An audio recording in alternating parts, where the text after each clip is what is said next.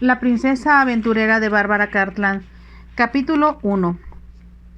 1869. La princesa Victorina Yasmine Eugénie iba caminando por el corredor, canturreando en voz baja, para dirigirse a su lección de música. Iba, como de costumbre, soñando despierta, como decía su familia, y se contaba a sí misma una fantasía en la cual galopaba a través de las estepas en un magnífico potro, perseguida por un príncipe gitano que intentaba llevársela a las montañas. Era la clase de historia que la princesa, a quien siempre llamaban Victoria, porque cuando era pequeña aquella era la única forma en que podía pronunciar su nombre, disfrutaba, y la que trataba de expresar en la música que componía cuando estaba sola. Había casi llegado al salón de música cuando un lacayo, vestido con la elaborada librea de brillantes colores que usaba la servidumbre de su padre, el gran duque, la detuvo. «Perdóneme, Su Alteza, pero la llama con urgencia Su Alteza Real».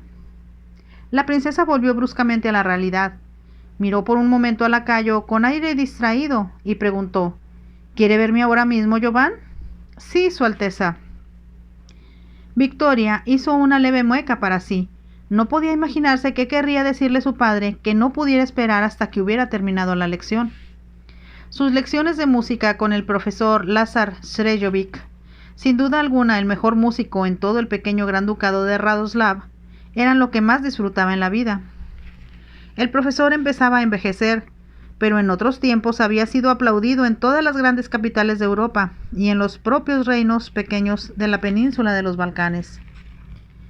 Debido a que la princesa le encantaba la música, le producía un gran deleite que él fuera su maestro.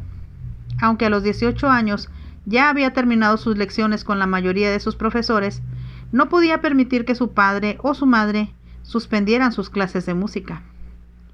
Lo cierto era que había estado esperando ansiosa que llegara la hora de la clase para discutir con el profesor ciertas piezas nuevas de música que acababan de llegar al palacio y que Offenbach estaba tocando en París. Pero como no se atrevió a desobedecer las órdenes de su padre, se dirigió a toda prisa hacia el bloque central del palacio, donde estaban situadas las habitaciones más formales. Se dijo que él se encontraba sin duda en el sitio que consideraba su refugio particular, un amplio salón, decorado con exageración y lleno de una abigarrada colección de cuadros, de la cual, en opinión de Victoria, debían haberse eliminado todos los malos desde hacía años. El palacio del gran duque seguía exactamente igual que cuando lo heredó de su padre. De hecho, casi no había cambiado desde los tiempos de su abuelo. «Debíamos modernizarnos un poco, mamá», había dicho Victoria a su madre en una ocasión. Pero la gran duquesa se había limitado a contestar: «Ya sabes que tu padre detesta los cambios. No tiene objeto alterarlo al sugerirle una cosa como esa». Aquello era verdad, porque el gran duque solía hacer violentas rabietas si le pedían que hiciera algo que le disgustara. Y si alguna cosa le disgustaba en el mundo, eran los cambios. Era un hombre todavía bien parecido, que había sido muy apuesto en su juventud, y el corazón de muchas mujeres había latido más aprisa cuando él le sonreía. Ahora estaba hundido en una abrumadora rutina. Era incapaz de asimilar nuevas ideas y no estaba siquiera dispuesto a oír nada sobre el particular. Todavía, sin embargo, apreciaba la belleza femenina, y cuando su hija entró en el salón y caminó hacia él, pensó con intensa satisfacción que no solo era muy bella, sino que poseía una gracia poco común. Podía compararla favorablemente con las graciosas bailarinas que había conocido en el pasado. «¿Querías verme, papá?», preguntó Victoria al detenerse junto a la silla de su padre, con una voz tan suave y musical como las piezas que componía. «Sí, Victorina, quiero hablar contigo», respondió el gran duque en tono formal. Victoria enarcó las cejas, porque sabía que él nunca la llamaba por su nombre completo, excepto en las ceremonias oficiales o cuando quería comunicarle algo de gran importancia. «¿Qué ha sucedido, papá?», preguntó. «Tengo un poco de prisa, porque el profesor me está esperando para la lección de música». «Tu lección de música puede esperar», contestó el gran duque. «Lo que tengo que decirte afecta todo tu futuro». Habló con tanta gravedad que Victoria se puso rígida. Sus ojos parecieron llenar su pequeño rostro puntiagudo, mientras esperaba que su padre hablara. Como Radoslav se encontraba situado entre Serbia y Rumania y lindaba al norte con Hungría, no era sorprendente que las mujeres de ese gran ducado fueran muy bellas. A los visitantes de Radoslav les parecía que habían asimilado las mejores características de los países con los que se habían mezclado a través de los siglos, produciendo una bella raza única en toda Europa. El cabello de Victoria tenía tintes rojizos, característicos de las mujeres húngaras, pero en sus ojos se advertía la misteriosa belleza de los ojos de las rumanas. Su tersa piel y la gracia atlética de su figura se debían sin duda a la sangre serbia que corría por sus venas. Pero eso no explicaba del todo la sensibilidad y el misticismo que era en parte integrante de su personalidad. El gran duque había sido siempre práctico y realista y sin mucha imaginación, pero la gran duquesa, aunque oriunda de Bosnia, tenía un poco de sangre rusa en las venas, y ella tal vez explicaba el peculiar carácter de Victoria. Ahora, mientras esperaba las explicaciones de su padre, Victoria comprendió que no solo había pasado algo inesperado, sino que no iba a gustarle. Su temor aumentó al advertir que su padre, al continuar hablando, no la miraba a los ojos. «He estado hablando con nuestro embajador en Salona», empezó a decir, «y me ha dado noticias que considero muy halagadoras». «¿Cuáles son, papá?». Hubo una ligera pausa antes que el gran duque contestara. «El rey Radul ha insinuado a nuestro embajador que quiere casarse contigo». «¿El rey Radul?», preguntó Victoria con rapidez. «Me imagino que te refieres a su hijo, ¿no?». «Claro que no me refiero a él», contestó el gran duque con voz aguda. «El príncipe Vulcan es un rebelde incorregible y ya no tiene contacto alguno con su padre. De hecho, salió de Salona hace varios años y no ha vuelto». Hubo una pausa antes que Victoria contestara. «Pero tú dijiste que el rey quería casarse conmigo». «Su Majestad ha sugerido esa posibilidad, lo cual sería muy ventajosa para nuestro país. No necesito explicarte que Salona, que es mucho más grande que Radoslav, podría ayudarnos en el aspecto comercial. Además, con frecuencia he pensado que, sin la protección de un país grande, el imperio austriaco podría absorbernos con facilidad». Como Austria constituía un tema sobre el que su padre podía hablar durante horas enteras, Victoria se apresuró a decir: «Todavía no entiendo, papá. El rey es un hombre muy viejo». «Tonterías. Es varios años más joven que yo. De hecho, no puede tener más de 55 o 56 años». «Pero papá, yo solo tengo 18». «Eso no tiene importancia», exclamó el gran duque con voz arrogante. «Lo que sí importa, desde luego, es que el rey ha pensado que debe tener otro hijo para que sea su heredero, ahora que Vulcan parece no interesarse ya en su país». «¿Me quieres decir que ha desheredado a su propio hijo?». «De acuerdo con lo que he sabido y con lo que me ha dicho mi embajador, el príncipe Vulcan se ha desheredado a sí mismo. Hay otro candidato para el trono, pero eso no necesita preocuparte a ti». «Claro que me preocupa», dijo Victoria. «No puedo creer que de verdad quieras que me case con un hombre mucho mayor que yo». Al decir eso, se dejó caer en una silla frente a su padre, como si sus piernas se negaran a sostenerla. «Mi querida niña», contestó el gran duque, «no necesito decirte cuánto nos ayudaría que tú llegaras a ser la reina de Salona. Entre otras cosas, aumentaría nuestro prestigio en las demás cortes, donde con frecuencia nos tratan como si no valiéramos nada». La furia que reflejaba la voz del gran duque proclamaba con claridad que le enfurecía la actitud que mantenían con respecto a él los otros monarcas y príncipes que los rodeaban.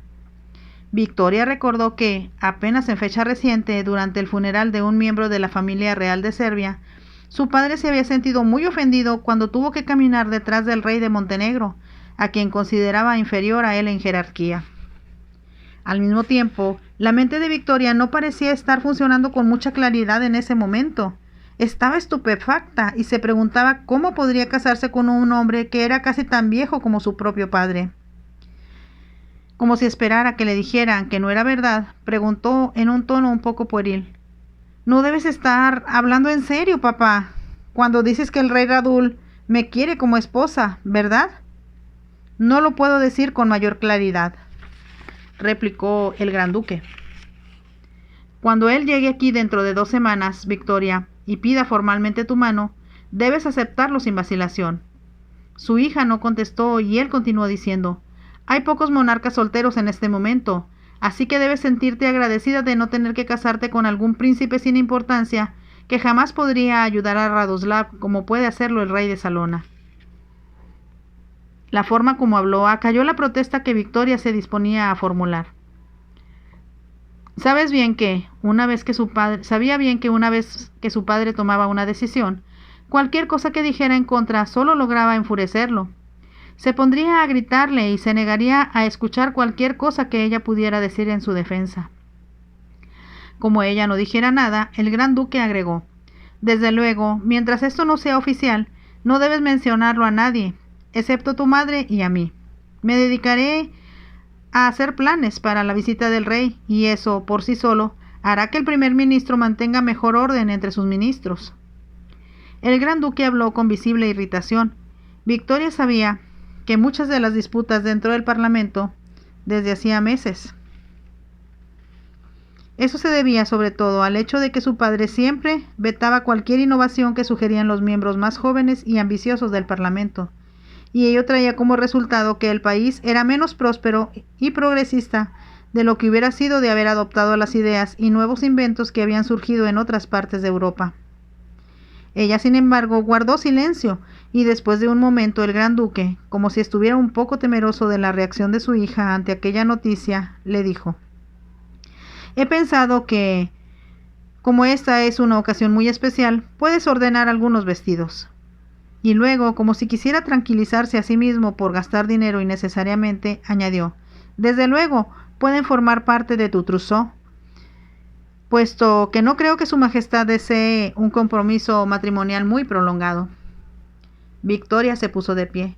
Estaba muy pálida, y alguien más observador que el gran duque habría notado la expresión de horror que asomaba en lo más profundo de sus ojos. Se acercó a su padre, lo besó en la mejilla y dijo después de hacer una reverencia: «Ahora debo irme, papá. Estoy retrasada para mi lección de música». «No necesitarás más lecciones una vez que te cases, así que sácales el mayor provecho que puedas», contestó el gran duque. Su hija no respondió, salió de la habitación mientras él estaba hablando todavía y cerró la puerta con suavidad. Entonces empezó a correr con desesperación, como si la fueran persiguiendo 1000 demonios, a través del corredor que conducía a la sección del palacio donde se encontraba la sala de música. Solo cuando llegó a la puerta se detuvo un instante, tratando de recobrar el aliento antes de dar vuelta al picaporte y entrar en la habitación. El salón de música, que había sido añadido cuando el palacio fue redecorado en tiempos de su abuelo, era muy amplio y, en opinión de Victoria, muy atractivo. En el extremo más lejano, que recordaba un escenario teatral, había un enorme piano Steinway, frente a un exquisito mural que mostraba las montañas cubiertas de nieve de Salona. Había columnas jónicas a cada lado de la plataforma, hechas con mármol de las montañas. Las sillas, tapizadas en terciopelo rojo, que se usaban cuando la corte escuchaba un concierto o cuando en raras ocasiones se invitaba allí a cantantes de ópera, estaban ahora apiladas a un lado. Victoria avanzó a través del bien pulido piso de parquet hasta la plataforma donde el profesor, sentado al piano, tocaba una hermosa canción popular. Era una canción que la gente de Radoslav cantaba cuando estaba trabajando en los fértiles valles del país o cortando los pinos en las laderas más bajas de las montañas. Concentrado en la pieza que interpretaba, el profesor no levantó la vista hasta que Victoria se encontraba ya de pie a su lado. Entonces se puso de pie y su rostro se iluminó con una sonrisa de placer. Ella era su alumna favorita, y como le había dado clases por casi 10 años, Victoria lo consideraba ya como parte de su familia. Sabía que él la quería más que a sus propios hijos y que al resto de sus familiares. «Perdóneme por llegar tarde, profesor», dijo Victoria, «pero papá me mandó llamar». El profesor inclinó la cabeza. «Me preocupaba al pensar que no podría ver a su Alteza», contestó, «porque tengo noticias que darle, que sé que le complacerán». «¿Noticias?», preguntó Victoria. Y se contuvo para no comunicarle la noticia que le había dado su padre, y que ella intentaba decirle en cuanto lo viera. Su padre había dicho que debían mantener en secreto las intenciones del rey Radul, pero ella no tenía secretos para el profesor. Él no solo era su maestro de música, sino su padre confesor, su consejero y alguien a quien consideraba como su único amigo. Era imposible establecer una verdadera amistad con alguien de la corte, pues Victoria sospechaba que tanto su madre como su padre interrogaban con frecuencia a los cortesanos para saber qué estaba haciendo ella y qué pensaba. Debido a que tenía un espíritu más aventurero que su hermano, quien se parecía mucho al gran duque, y ya empezaba a pensar exactamente como él, aquellos se mostraban siempre un poco temerosos con respecto a Victoria. Ella, desde niña, siempre había hecho cosas atrevidas. Aunque vivía buena parte del tiempo en su mundo de sueños y fantasías, era capaz de actuar contra todos los convencionalismos cuando así le convenía. Y en la corte de Radoslav, cualquier cosa fuera de lo usual era considerada de mala manera automáticamente. A causa del cariño que sentía por el profesor, Victoria se obligó ahora deliberadamente a escuchar las noticias de él antes de comunicarle las suyas. Cuando se sentó en una silla junto al piano, el profesor pudo volver a sentarse en el pequeño banco que había estado ocupando. Era un hombre de agradable apariencia y facciones distinguidas, que se peinaba hacia atrás, la gran cabellera blanca que partía de su frente cuadrada. Las arrugas que surcaban su rostro, en lugar de arruinar su apariencia, lo hacían parecer más compasivo y más humano. Era el rostro de una idealista y de un hombre que, como ella, vivía más tiempo en un mundo de fantasía que en la realidad. Sus largos y sensitivos dedos podían crear sonidos exquisitos que llegaban al corazón y que expresaban lo que estaba en su mente y en su alma. Y Victoria se dijo que no había conocido a ninguna otra persona que tocase de ese modo. Ahora había una luz en sus ojos al decir: algunas veces, Alteza, como bien sabe, siento que me han olvidado porque ya estoy viejo. Una nueva generación ha crecido desde la época en que yo era famoso, y ya casi nadie me manda noticias de ninguna de las cortes de Europa, donde en otros tiempos me admiraban. Estoy segura de que no lo han olvidado nunca, profesor, comentó Victoria con suavidad. Me gusta pensar que es así, contestó el profesor. Al mismo tiempo, confieso que raras veces se ponen en contacto conmigo. Había una expresión de tristeza en sus ojos, pero se apresuró a continuar. Pero ahora, cuando menos lo esperaba, me han pedido que vaya a tocar a una corte en la que no he estado, cuando menos hace 20 años. ¿De qué corte se trata?, preguntó Victoria. De la de Salona, contestó él. El rey me ha pedido que lleve mi cuarteto para tocar ahí dentro de 3 días. La verdad es que me asombra que haya oído hablar siquiera de mi grupo, pero quiere que vaya a tocar con él al palacio, ante un distinguido huésped suyo, que ha solicitado mi presencia especialmente. Al oír el nombre del lugar a donde se disponía a ir el profesor, Victoria lanzó una exclamación ahogada, pero el profesor no lo notó y continuó diciendo: es satisfactorio, muy satisfactorio. Hay solo una dificultad. Habría dicho más si Victoria no lo hubiera interrumpido. Es muy extraño, pero precisamente quería hablarle de Salona.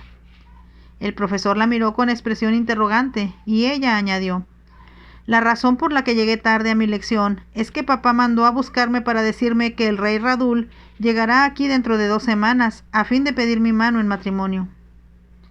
El profesor la miró como si no hubiera oído bien y luego dijo con voz extraña: ¿el rey la quiere a usted como esposa? Sí. Pero no puede ser. El rey es un anciano. Lo sé.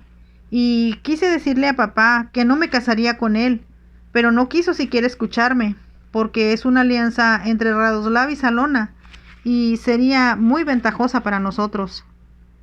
Victoria habló como una niña que estuviera repitiendo una lección, pero de pronto su voz cambió al contestar: «Oh, profesor, ¿qué puedo hacer?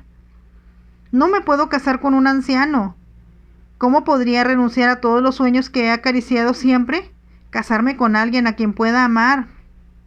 Alguien que entienda lo que expreso con la música, como usted, que entiende lo que estoy tratando de decir». El profesor se llevó una mano a la frente. «No puedo creer, Su Alteza, que lo que usted me está diciendo pueda ser verdad». «Lo es verdad», exclamó Victoria. «Es lo que papá siempre ha deseado para Radoslav, y sin importar lo que yo pueda decir, no permitirá que yo rechace al rey, quien solo desea una joven esposa para que le dé otro hijo. Habló con inmensa amargura. Sus ojos se llenaron de lágrimas y, uniendo las manos, empezó a suplicar: «Sálveme, profesor, sálveme de algo que sé que es perverso y que destruiría todo lo que creo». La angustia que reflejaba su voz pareció al profesor la de un niño asustado que se vuelve hacia una persona mayor, buscando consuelo y seguridad. Extendió su mano para cubrirla de ella y dijo con una voz tan conmovida como la de Victoria: «¿Cómo puedo ayudarle? ¿Qué puedo hacer? Sabe que daría mi brazo derecho, mi vida entera si fuera necesario, para que usted no sufriera». «No es solo que se trata de un hombre muy viejo», murmuró Victoria, «sino que estoy segura de que debe ser como papá, y vivir en su palacio será como estar atrapada en una tumba de la que nunca podré escapar». Se dijo que el profesor comprendería, porque muchas veces, cuando por alguna razón ella se había sentido desdichada o alterada, él le había dicho: «Olvide lo que está sintiendo. Escape en una alfombra mágica que la llevará a un mundo exquisitamente hermoso, en el que usted solo pensará en las flores que verá a sus pies, las estrellas sobre su cabeza y los picos nevados de las montañas, a los cuales se puede llegar con la mente». Después había tocado música juntos, hasta que Victoria sentía que había sido trasplantada a otro mundo, donde nada podía lastimarla y donde no había nada que fuera feo o cruel. ¿Cómo podía sentirse así cuando pronto pertenecería al hombre que sería su esposo y que esperaría que ella estuviera de continuo con él o cumpliendo los deberes de reina, que no la dejarían un momento libre? «¿Qué puedo hacer?», preguntó en un murmullo. «¿Cómo puedo rechazarlo?». «No lo sé», respondió el profesor con una voz que expresaba su desventura. Apartó la mano que sujetaba la de ella e hizo correr sus dedos por el teclado. Era como si estuviera pidiendo a la música una solución para el problema de la princesa. Entonces, pensando que estaba siendo egoísta al pensar solo en sí misma, Victoria dijo: «Usted va a ir a Salona, de modo que podrá decirme cómo es y si el rey es tan horrible como supongo». Le costó mucho trabajo decir las últimas palabras, pero el profesor las escuchó. Tocó una nota muy alta, casi ensordecedora, y exclamó furioso: «Es insoportable pensar eso. No iré a Salona. Enviaré mis disculpas y me quedaré aquí». «No, profesor, no puede hacer eso por mi culpa. Es demasiado importante para usted. Además, si tengo que irme a vivir ahí, tengo que obedecer a papá. Tal vez algunas veces pueda verlo y oírlo tocar». «Algunas veces», repitió el profesor. Ella comprendió que él estaba pensando que tales ocasiones serían muy raras y que era muy poco probable que, una vez que ella fuera reina, tuvieran oportunidad de hablar de la misma forma informal en la que lo hacían siempre, como lo estaban haciendo en estos momentos. Como si él quisiera poner en palabras sus pensamientos, comentó: «Aunque sería un gran honor que se casara con el rey de Salona, y sería aclamada por todos en Radoslav, sé bien que usted, mi preciosa princesa, es demasiado vulnerable y sensitiva para ser feliz casada con un hombre que pertenece a una generación diferente a la suya».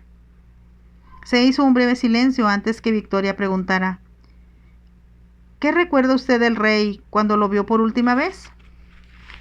«Como ya le dije, fue hace mucho tiempo, pero desde luego he oído mucho acerca de él desde entonces. Se habla con frecuencia de su majestad». «¿En qué sentido?».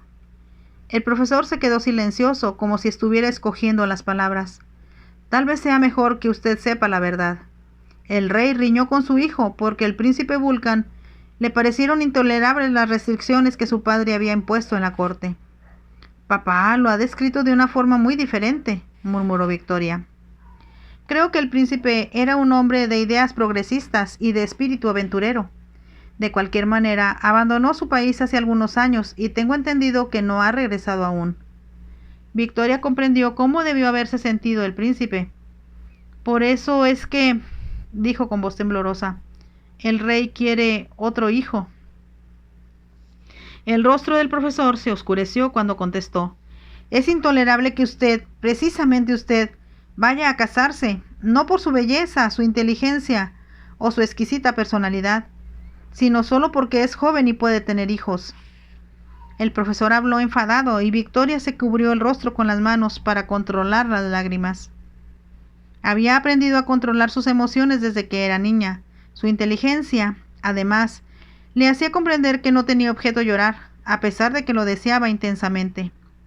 Tenía que pensar con claridad y tratar de encontrar alguna forma de escapar de la situación en la que se encontraba. Tal vez, dijo después de un momento, apartando las manos de sus ojos, podría tratar de parecer una mujer horrible y desagradable cuando el rey llegara y conseguir que él se negara a casarse conmigo. En cuanto dijo eso, comprendió que estaba jugando con su imaginación e inventando una historia que no tenía nada que ver con la realidad. Todo lo que el rey quería era una persona joven, que debía ser la adecuada por nacimiento y educación para ser la madre de su hijo. El profesor comprendió sin duda lo que ella estaba pensando, y como si la tensión se hubiera vuelto demasiado intolerable para que pudiera soportarla, dijo en un tono diferente de voz: «No hay nada que podamos hacer, princesa mía, pero iré a Salona y le traeré, eso espero, información que la alegre un poco y que haga que las cosas resulten menos desagradables de lo que parecen ahora». Tocó una nota en el piano antes de decir: «Nada en la vida está exento de dificultades. Nadie lleva una existencia perfecta, libre de problemas». «Eso es verdad», contestó Victoria con amargura. «Yo también tengo mis dificultades», añadió el profesor, como si quisiera distraer a la princesa y hacerla olvidar de sus propias tribulaciones. «Tengo que partir para Salona pasado mañana y debo encontrar para entonces otro músico para mi cuarteto». «¿Por qué?», preguntó Victoria. Se obligó a sí misma a mostrarse interesada, simplemente porque amaba al profesor, y se dijo que, sin importar cuáles fueran sus propios sentimientos en ese momento, las dificultades de él eran también suyas. «Parece increíble que haya sucedido una cosa así en estos momentos», comentó el profesor. «Pero Simonida sufrió una infortunada caída y se fracturó un hueso del brazo derecho. Pasará cuando menos un mes antes que pueda volver a tocar». Victoria sabía que Simonida, que era familiar del profesor, era una mujer de casi 40 años que tocaba el cello en su cuarteto. Este era un conjunto muy famoso en Radoslav y en varios países vecinos, donde era muy solicitado. Donde quiera que el cuarteto tocaba, recibía grandes ovaciones y los periódicos se volcaban en elogios acerca de la calidad de su música. Esto, como Victoria sabía muy bien, se debía al profesor. Al mismo tiempo, las 3 personas que él había seleccionado, entrenado e inculcado algo de su propio genio, eran todas artistas profesionales. «Oh, pobre profesor», exclamó ahora Victoria con voz suave. «Lo siento mucho por usted. Comprendo lo difícil que va a ser reemplazar a Simonida, que lleva tantos años en su conjunto». «Ella se siente desolada, como comprenderá», observó el profesor. «Y aunque hay varios músicos jóvenes a los que podría pedir que me acompañaran a Salona, hay muy poco tiempo para ensayar, y esta ocasión es muy importante». Se detuvo para añadir casi entre dientes: «No solo desde mi punto de vista, sino también desde el punto de vista de Su Alteza».